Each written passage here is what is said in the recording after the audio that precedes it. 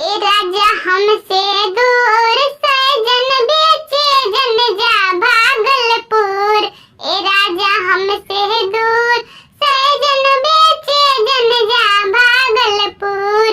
गाँव